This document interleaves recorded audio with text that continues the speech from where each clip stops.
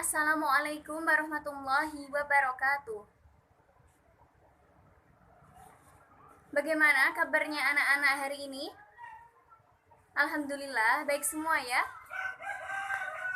Sebelum kita melanjutkan materi hari ini, Pendidikan Agama Islam SMA kelas 10, bab 5, alangkah baiknya kita memulai pada pelajaran hari ini dengan berdoa. Oke? Berdoa menurut agama masing-masing dimulai. Selesai. Yang selanjutnya, tolong masnya, sebelum ibu mengabsen, tolong ayo diatur dulu duduknya, bajunya dimasukkan, ditata yang rapi dulu. Agar apa? Agar yang kita dapatkan hari ini bisa bermanfaat untuk diri kita, untuk orang lain, dan juga masyarakat. Baik, kalau sudah, ibu akan mengabsen dulu. Pertama, Reva, Roni, Dita, Dea, Anggi, Desi, Rika, Denny. Alhamdulillah, hari ini masuk semua ya, tidak ada yang tidak masuk atau izin ataupun sakit. Alhamdulillah. Pertama-tama ibu akan menyampaikan tujuan pembelajaran kita hari ini. Yang pertama, ibu akan menjelaskan terkait dengan substansi dakwah Rasulullah di Mekah. Yang kedua, menunjukkan dalil tentang kerasulan Nabi Shallallahu Alaihi Wasallam. Yang ketiga, menyebutkan ajaran Rasulullah. Yang keempat, menjelaskan strategi dakwah. Yang kelima, menyebutkan 2 tahapan strategi dakwah. Terus yang selanjutnya, ibu akan menjelaskan terkait dengan bagaimana reaksi kaum kafir Quraisy terkait dengan ajaran yang dibawa oleh Rasulullah SAW. Oke, yang selanjutnya, sebelum kita masuk materi kita hari ini, ibu akan memberikan suatu video agar kalian bisa mengamati maupun menyimak ini terkait tentang apa yang bisa diambil dari video yang ibu akan tayangkan pada hari ini. Bayangkan, kamu berada di masa saat Islam belum berkembang. Banyak berhala yang berdiri di sekitar Ka'bah. Kaum-kaum di sana pun senantiasa menyembah berhala-berhala itu. Saat itu, Nabi Muhammad tengah berusia 40 tahun ketika ia menerima wahyu pertamanya. Seperti biasa, Nabi Muhammad sedang menyendiri di Gua Hiro. Kemudian datanglah malaikat Jibril sambil berseru, "Bacalah!" Nabi pun menjawab, "Aku tidak bisa membaca." Kemudian malaikat Jibril mengulang-ulang kalimat tersebut dan jawaban yang sama pun keluar dari mulut Rasulullah. Sampai akhirnya malaikat Jibril menyampaikan wahyu yang berisi surat Al-Alaq ayat 1-5. Setelah itu, Nabi berdakwah secara sembunyi-sembunyi selama 3 tahun. Dakwah ini dilakukan kepada keluarga terdekat, keponakan, dan paman-pamannya. 4 orang pertama yang menerima dakwah Nabi adalah Khadijah, Abu Bakar, Ali, dan Zaid. Kemudian, turunlah ayat yang memerintahkan dakwah secara terang-terangan, yaitu Quran Surat Al-Hijr ayat 94. Dakwah Nabi Muhammad secara terang-terangan pertama kali dilakukan di Bukit Sofa. Dalam dakwahnya, Nabi Muhammad mengajak kaum Quraisy untuk menyembah Allah dan meninggalkan berhala. Kaum kafir Quraisy yang mendengar dakwah Nabi Muhammad tidak percaya sama sekali, bahkan mereka mendustakannya, mengejek, dan bahkan melempari Nabi dengan kotoran. Yang mendustakan Nabi pada saat itu adalah Abu Lahab dan istrinya, dan juga Abu Jahal. Banyak penduduk Mekah yang menentang dan memusuhi Rasulullah pada masa-masa awal. Ada banyak alasan dan motif yang mendasari mengapa mereka tidak mau masuk Islam, mulai dari masalah teknologi, kedudukan sosial, hingga masalah ekonomi. Mereka khawatir jika masuk Islam, maka apa yang mereka miliki akan lenyap. Mereka juga menunjukkan permusuhan yang nyata pada masa-masa awal Islam. Berbagai cara mereka tempuh untuk menghentikan dakwah Islam yang dibawa Rasulullah. mulai dari penyiksaan, ancaman pembunuhan, hingga tawaran harta benda. Semua upaya kaum kafir telah dilakukan, tetapi tidak ada yang berhasil. Rasulullah tetap saja mendakwahkan Islam di Mekah hingga 13 tahun lamanya. Bagaimana? Sudah jelas semua terkait dengan video tadi yang Ibu tayangkan. Bagaimana? Terkait dengan apa?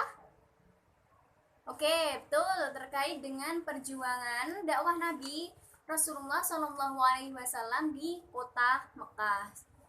Ya, untuk hari ini kita akan membahas bab 5 terkait dengan meneladani Rasulullah SAW, bagaimana perjuangannya di kota Mekah. Oke, Ibu akan membacakan peta konsep kita untuk bab 5 ini. Yang pertama, kita akan pelajari substansi dakwah Rasulullah di Mekah, bagaimana strategi dakwah, dan juga bagaimana kita berperilaku terkait apa? Terkait dengan perjuangan Rasulullah SAW di kota Makkah di dalam menyebarkan agama atau ajaran Islam yang diamanahkan oleh Allah untuk disampaikan kepada para umat-umatnya. Materi yang pertama yaitu terkait dengan substansi dakwah Rasulullah SAW di kota Makkah. Rasulullah SAW lahir pada 571 Masehi atau bisa kita dihijriahkan itu 21 April, bertepatan dengan tahun gajah.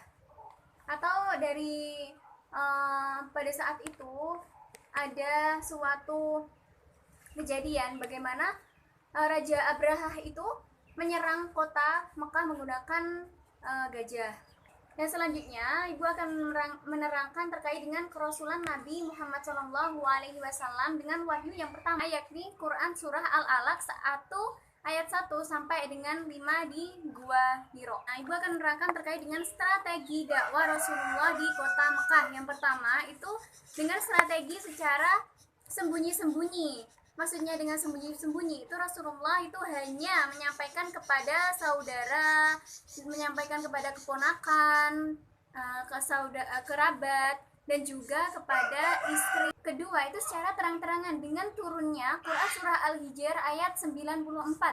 Yang selanjutnya itu bagaimana reaksi orang kafir Quraisy dengan ajakan Rasulullah, dengan ajaran yang dibawa oleh Rasulullah, yakni dengan akidah dan juga memperbarui akhlak penduduk kota Mekah. Yang pertama itu adalah sombong.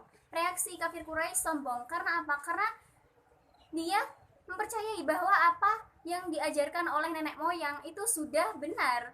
Jadi kuat sekali ya bagaimana orang kafir Quraisy itu mempertahankan ajaran nenek moyang mereka. Yang kedua yaitu fanatisme buta terhadap leluhur. Selanjutnya menerapkan perilaku mulia Nabi Muhammad SAW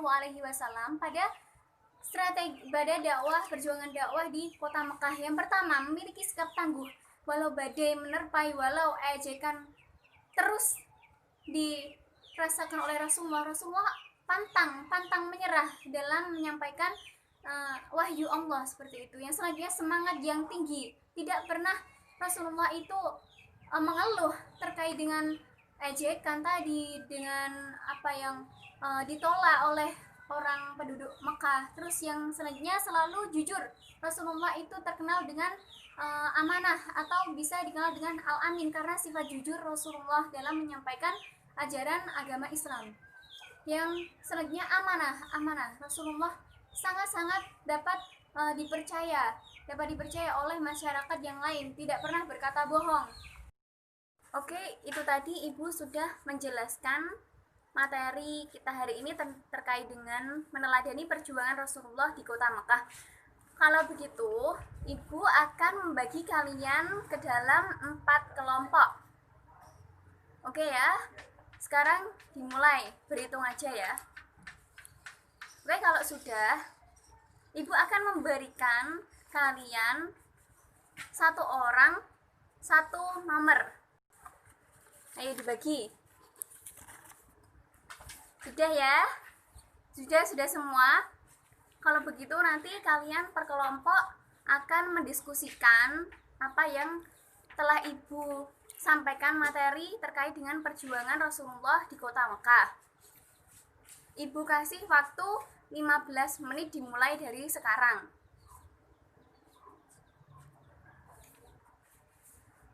Oke, semua sudah selesai, 15 menit sudah berlangsung diskusi kalian ya. Kalau begitu, Ibu akan secara acak menentukan nomor. Bagaimana nanti kalau Ibu menyebutkan nomor itu, kalian akan berdiri dan menyampaikan hasil dari tadi yang kalian didiskusikan dengan kelompok masing-masing. Kalau gitu Ibu akan menyebutkan secara acak nomor 2. Oke, nomor 2, ayo disampaikan apa yang didiskusikan tadi terkait dengan materi hari ini, perjuangan Rasulullah Shallallahu Alaihi Wasallam di kota Mekah. Oke, benar. Oke, Ibu akan menyebutkan lagi nomor 10. Ayo nomor 10 berdiri. Oke, ya seperti itu. Jadi semuanya sudah ya, sudah kebagian semua ya, sudah menyampaikan bagaimana pendapat kalian terkait pemahaman kalian perjuangan Rasulullah di kota Mekah. Ibu akan memilih nomor 21. Ya, betul seperti itu ya. Bagaimana Rasulullah itu mendapatkan kewahyuan di usia ke-40, sekitar kurang lebih 40 tahun. Yaitu pertama kali wahyu yang turun yaitu surah Al-Alaq 1 sampai 5 di Gua Hira. Terus bagaimana Rasulullah itu dengan turunnya wahyu pertama itu untuk menyampaikan apa? Menyampaikan wahyu tersebut kepada masyarakat Mekah. Untuk apa? Oke, itu tadi yang dapat Ibu sampaikan pada hari ini. Untuk tugasnya dibuka buku paketnya ya, bab 5 terkait dengan perjuangan dakwah Rasulullah di kota Mekah. Dikerjakan dulu, besok minggu depan ke pertemuan selanjutnya akan kita bahas bersama-sama. Oke, itu saja yang dapat Ibu sampaikan. Ibu akan akhiri ya materi kita hari ini. Apabila ada kesalahannya mohon dimaafkan. Assalamualaikum warahmatullahi wabarakatuh.